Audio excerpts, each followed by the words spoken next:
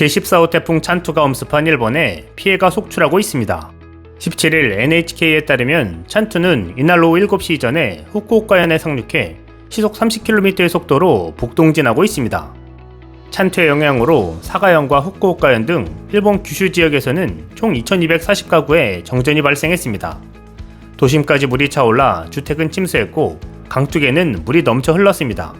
강한 파도로 배들은 운항을 멈췄고 신칸센도 히로시마와 하카타 간 96개 구간이 운행을 중지했습니다. 일본 기상청은 당초 태풍 14호는 대마도 해협 부근에서 온대 저기압으로 바뀌어 서일본에 접근할 것으로 예상했습니다. 하지만 태풍은 세력을 유지한 채 17일에 후쿠오카현에 상륙해 동쪽으로 진행하며 피해를 주고 있습니다. 기상청은 지난 15일 태풍 찬투가 온대 저기압으로 바뀔 것으로 전망했습니다. 그런데 16일 아침 태풍 중심 부근에 구름이 소용돌이치며 세력이 오히려 발달했다고 전했습니다. 이러한 요인 중 하나는 해수면 온도의 높이가 28에서 29도로 평년보다 1도 정도 높아 태풍이 주변에 축축한 수증기를 공급해 발달한 것으로 기상청은 분석했습니다.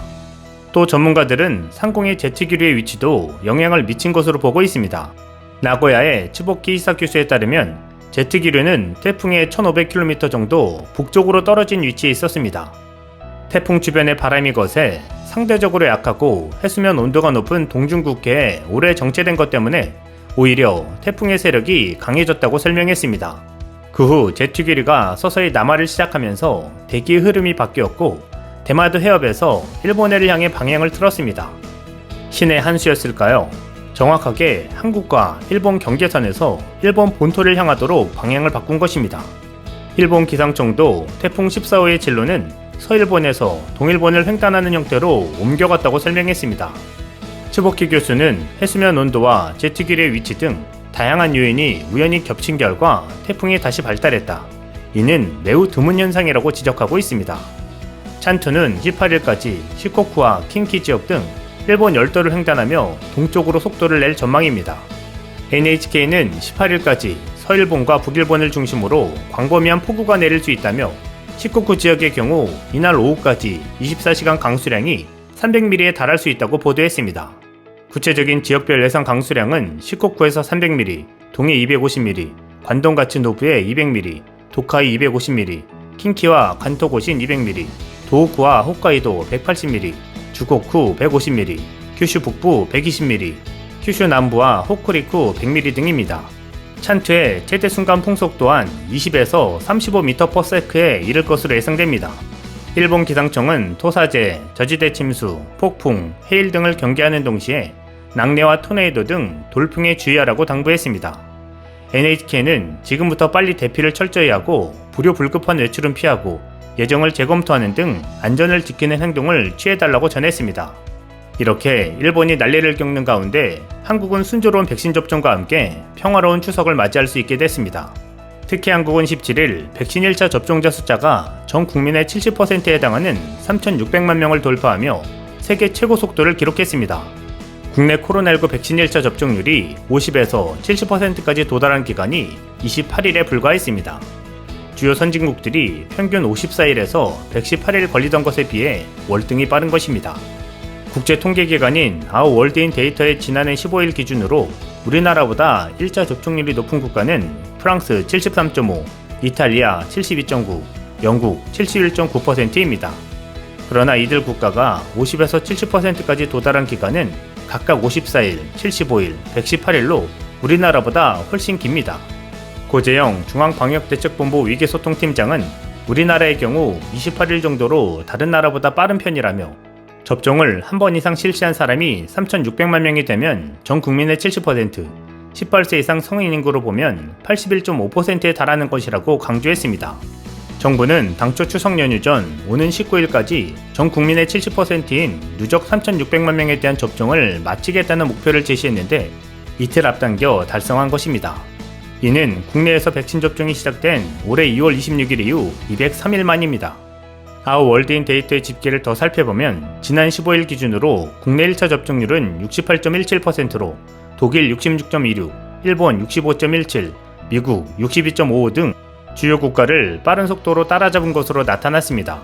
독일과 미국은 지난해 12월, 일본은 올해 2월 17일에 백신 접종을 각각 시작했습니다. 손영래 중앙사고수습본부 사회전략반장은 17일 정례 브리핑에서 예방접종이 확대됨에 따라 현재 중환자 발생이나 치명률 등이 함께 떨어지고 있고 주간 희생자 수나 위중증 환자 수, 중환자실 병상 가동률 등이 점차 감소하는 현상들도 함께 나타나고 있다고 평가했습니다. 그러면서 그는 이렇게 코로나19의 위험도가 낮아지고 있고 더욱 가속화될 수 있다면 단계적으로 조금 더 일상으로 조화되는 방향으로 방역 체계를 재편할 수 있을 것으로 판단하고 있다고 설명했습니다. 정부는 1차 접종률 상승에 힘입어 2차 접종률도 조만간 빠르게 늘 것으로 기대하고 있습니다.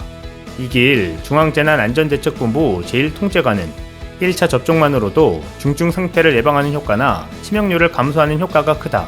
또 1차를 맞게 되면 6주 이내에 2차 접종을 하게 되기 때문에 6주 이내에는 곧 70%가 된다는 의미라며 이는 상당히 중요한 의미라고 말했습니다.